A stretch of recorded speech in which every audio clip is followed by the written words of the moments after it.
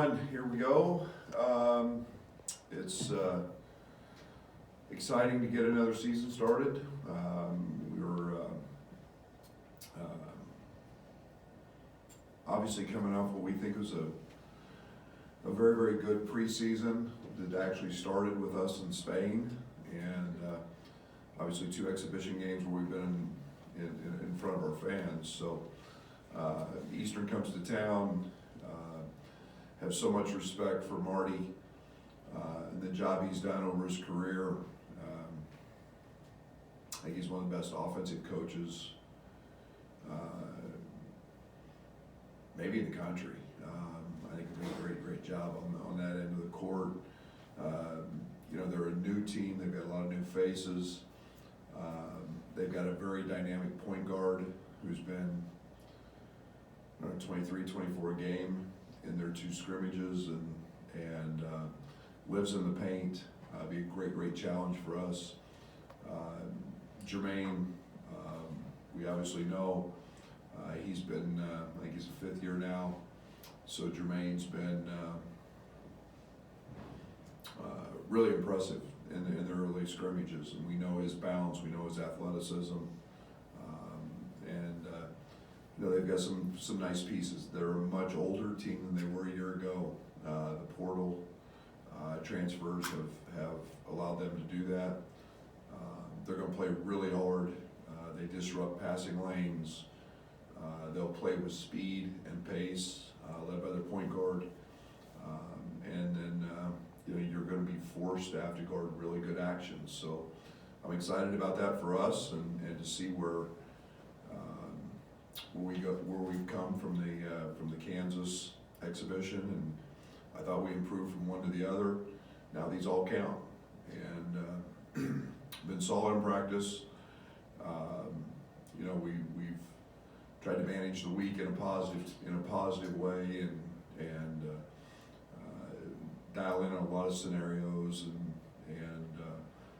talk about situations and presses and late game stuff, and so all those start to come into play. But you know, we're excited to get started. We're excited for our fans, and this is game 1 of what we hope is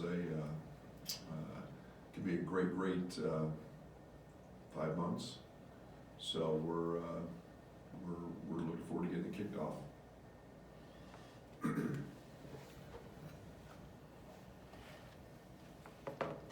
What did you maybe learn about the team, you know, post Spain, just getting 2 more games, you know, live to kind of see what they can do? Yeah, you know, I think that we didn't get the full effect because we didn't have Marcus in Spain.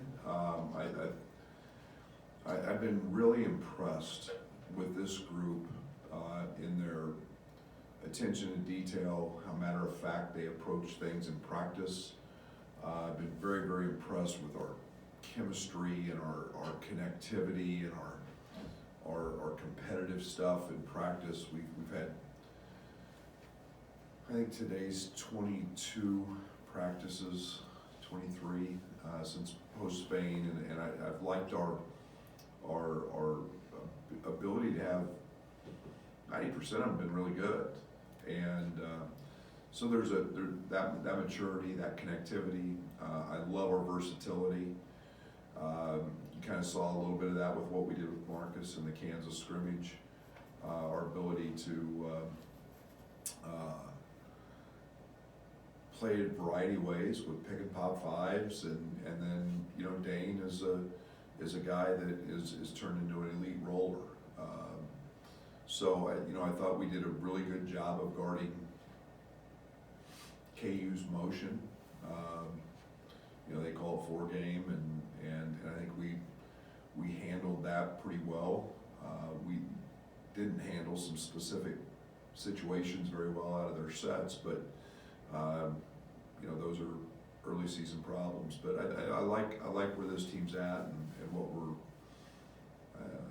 our approach towards practice and our approach towards solving problems. It's kind of what the experience you have and the time you had in Spain. Does that allow you guys to maybe be more comfortable or fluid on offense, if that makes sense?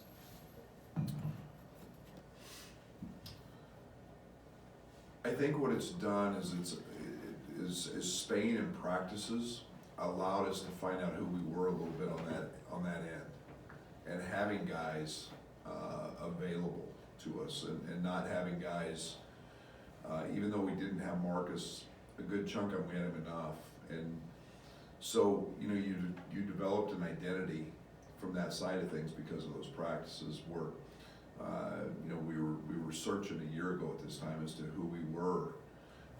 So instead of searching, we knew, and then we could go practice, and we could define those things, and I think we've done that. What do you feel like is different offensively for you guys this year versus last year? I know you like the 5-out dynamic going into last season. You still got some of that with Coleman, pick and pop, and high post stuff. What do you think is different? Because you got multiple spots for playmaking, and how have you approached just getting what you want out of that, and what's different about it? Yeah, I think the biggest thing came, and it was one of the true positives out of the Kansas scrimmage, is they went to 4- and 5-way switching. Last year, that was a problem. That was an issue that led to a lot of us playing around the 3-point line, never penetrating it, never diving, never creasing it. They went to some cross matching, putting Hunter on tie. We got a wide open 3, but the important thing is we had 26 free throws against their 5-way switching, and in the second half. And we have spent a tremendous amount of time offensively figuring out, the pace with which we had to play, how to bust up switches, how to slip out of them. We had a turnover late. If you remember, Coleman missed Quincy. It was wide open, and Quincy just turned his head, back too early. Those are things that I like, and then we got to the foul line out of that because we found a crease and found a gap, and we drove the ball in the paint, and we were aggressive downhill. That last year we couldn't do that. How can maybe playing with Marcus, Coleman, Terrence maybe help Ty just as he moves into his primary ball handler role? Yeah, it's not that we had. I think the primary ball handler stuff's so overrated. We get the ball off the defensive glass. We have multiple pushers. I watched the Nuggets the other night. Jokic brought the ball up the floor about 85% of the time. I think it's just a way to facilitate. It's more impactful maybe when we run sets. He doesn't. Ty's a really good ball handler. I think he's a really good decision maker. I think there's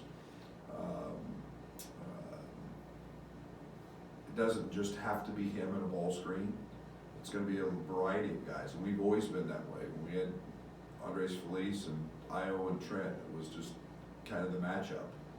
I think we have that same versatility in that same lineup, and I love that. He's very good, and he's strong. The start of that game against Kansas was impressive, and he's going against one of the elite defenders in college basketball, and got that thing right to the front of the rim.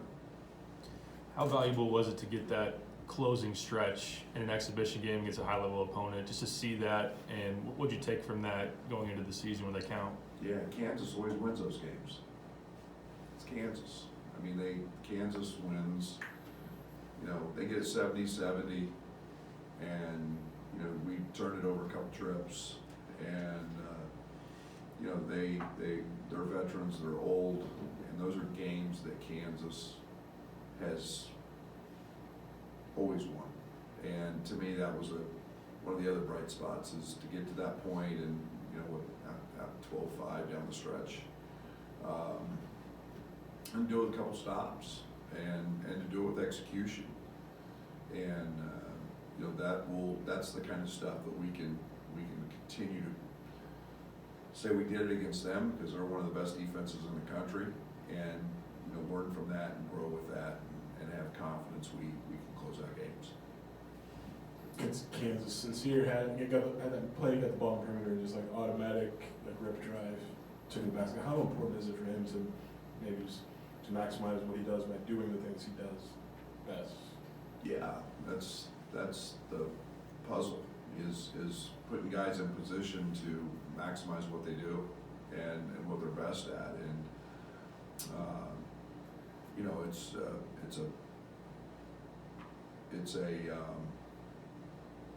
little bit of a growing, you know, you've got to figure out what the defense is doing, how they're playing you, and then still figure out if you can do what you do best.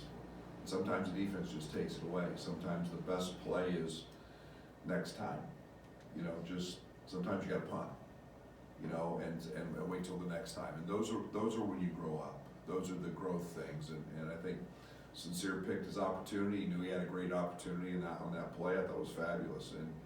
And there's other times when you just can't force it. You gotta reverse the ball. You gotta continue to grow in those areas and trust your offense, trust your teammates, and you know. And then next time, maybe it may look a little different, so you can go do that. And I think that's the best thing about freshmen is they become sophomores. I guess heading into the season, how do you kind of feel about where the team's at defensively? You know, I mean, it's like I asked our team, would we have won that game in Allen Fieldhouse? Wasn't near as confident. You know, we won the game here, but you know, we've won a lot of games on the road in the Big Ten over the last 4 years. We've done it because we've guarded, we've rebounded. We're +7 on the rebound side. I like that.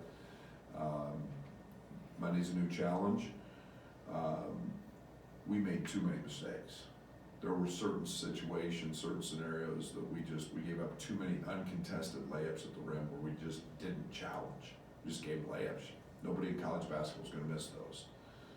We practice every day defending and contesting shots at the rim.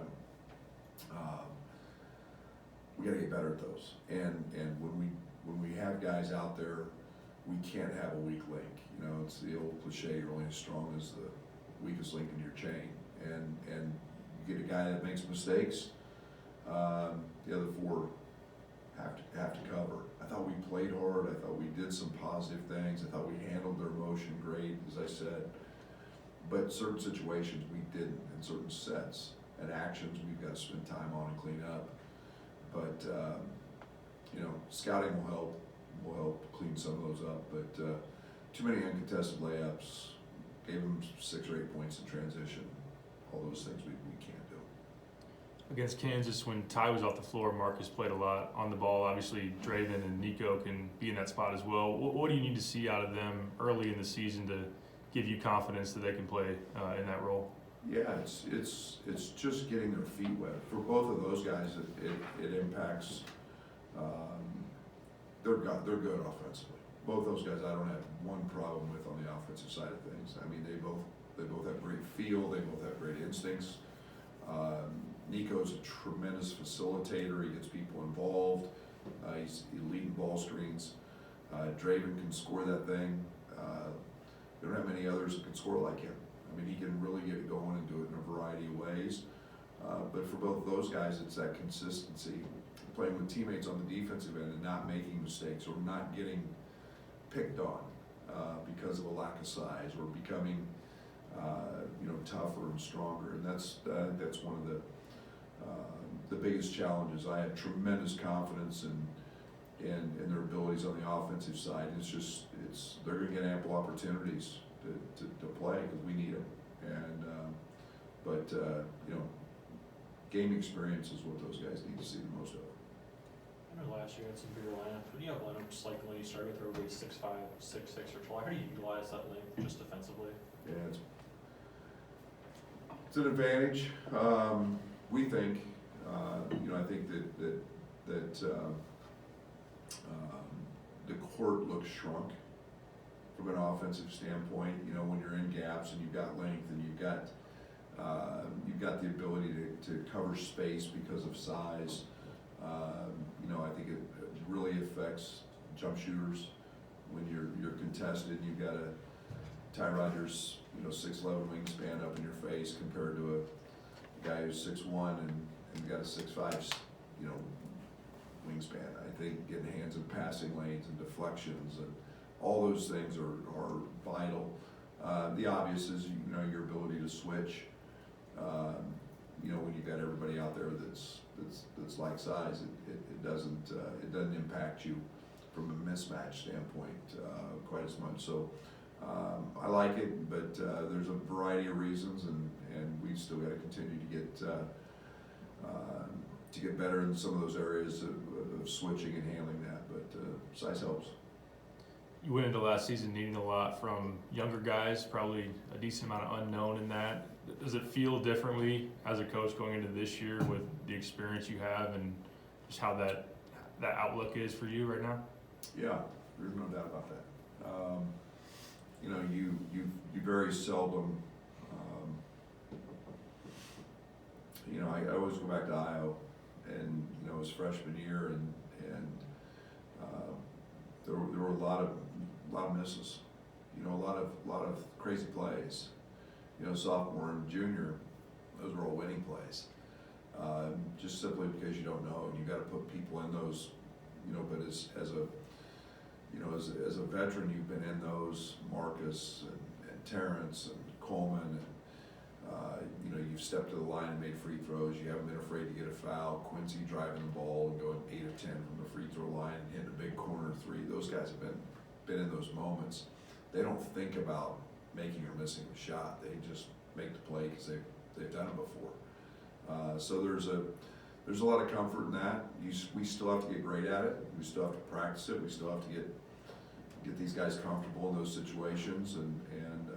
But you know, we've got a lot of options with guys who've been there. It's not that you got 2 games with the officials calling block charge the new ways. What have you kind of thoughts on how that's either changed things or if maybe it hasn't? Well, I think it's been good. I'm a big fan of it. You know, I think that it's we may see some more fouls called here early. That you know you're looking at really you know, I've always said that a charge is one of the biggest momentum swings on any single play there is. You know, it puts a foul on somebody, it wipes a basket away. You know, it's a dejection. You know, the other coach is usually upset because you committed a charge, and the other coach is happy because the guy took a charge and said, you know, and so it's a big momentum play. There's going to be less of those. There's going to be more free throws, but you know, I think it's something that can be very beneficial for us, and you know, we practice defending it. You know, going vertical. Because, you know, we want to touch the roof. You know, with verticality. We didn't do that very well in the Kansas game, especially at the rim. But it's something we do practice a lot. What'd you think of John Paddock in Minneapolis yesterday? When your roll is called, your number is called, you better be ready. And if you look up the dictionary today, and his picture's in it when it comes to that. And you know, I was extremely happy for Brett and that group, and to, you know, never say never. You never quit. You just keep fighting. I don't know, what was it, 4th and 11? You know, and then absolutely just threw a perfect ball to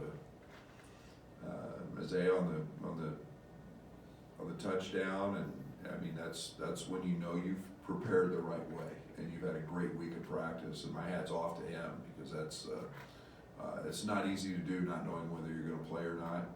And everybody loves a backup quarterback.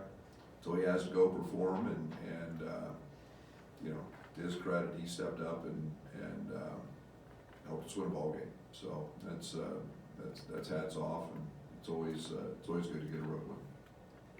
See you tomorrow. Thank you. Thanks, bro.